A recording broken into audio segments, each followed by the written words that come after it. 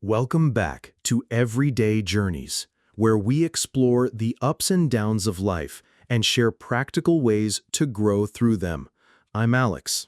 And I'm Maya. Today, we're talking about something we all deal with, but rarely discuss openly: that inner critic.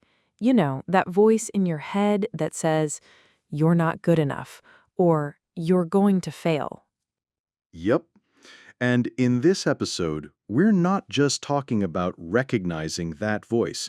We're going to share tools to quiet it, reframe it, and even use it as fuel for growth.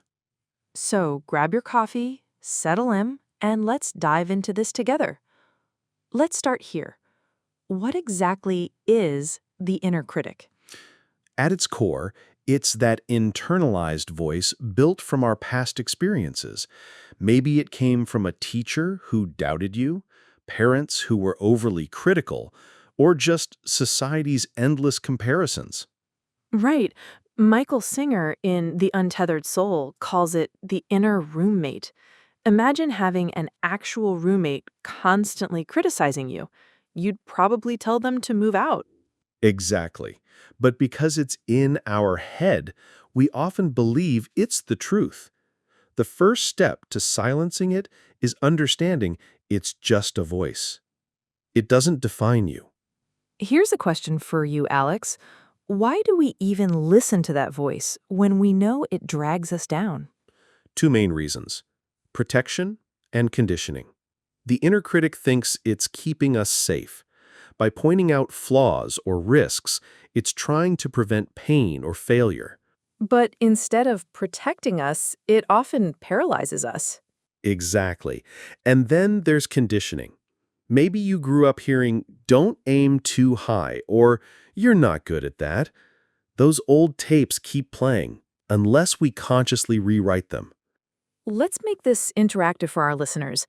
Grab a notebook if you can. Think about the last time you felt insecure or held back. What exactly did that inner voice say? Write those exact phrases down. When you see them on paper, it's easier to recognize that they're just thoughts, not reality. Now let's get practical. Here are some strategies that truly work. Number 1, awareness without judgment. Dr. Kristen Neff, in her book Self-Compassion, talks about noticing your inner critic without judgment. Just observe it like you'd watch a passing cloud. Number 2, name the voice. Give your critic a name like Critical Carl or Judgy Jane. It helps you see that this voice is separate from your true self. Number 3, practice self-compassion. Ask yourself, would I say this to someone I love? Probably not. Replace those harsh words with kindness. Number 4, challenge negative beliefs. If your critic says, "You'll never succeed," counter it. "I've succeeded before, I can try again." Facts quiet fear. Number 5, create new narratives. Rewrite the story. Instead of, I'm terrible at public speaking, try, I'm learning to communicate better every time I speak. Number 6, build mindfulness habits. Meditation, journaling, and deep breathing help create a pause between the thought and your reaction, a powerful space to regain control. Let me share one. I used to freeze during presentations. My critic would scream, "You're going to embarrass yourself." I started journaling those fears, then reframing them with compassion. Over time, the voice got quieter and presenting became less scary. I love that. One of our listeners, Raj, shared how he used mindfulness. Every time his critic said, "You're not good enough for that promotion," he'd pause, breathe, and remind himself of his achievements. 6 months later, he got the promotion. Here's a simple routine to try. Morning, start with one positive affirmation. Afternoon, pause for 5 minutes of mindfulness when stress hits.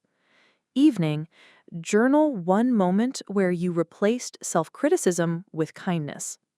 Small, consistent actions create big changes over time. Let's do a quick visualization together. Close your eyes. Picture your inner critic as a tiny, chatty figure sitting across from you. Now, gently tell that voice, "Thank you for trying to protect me, but I don't need you right now."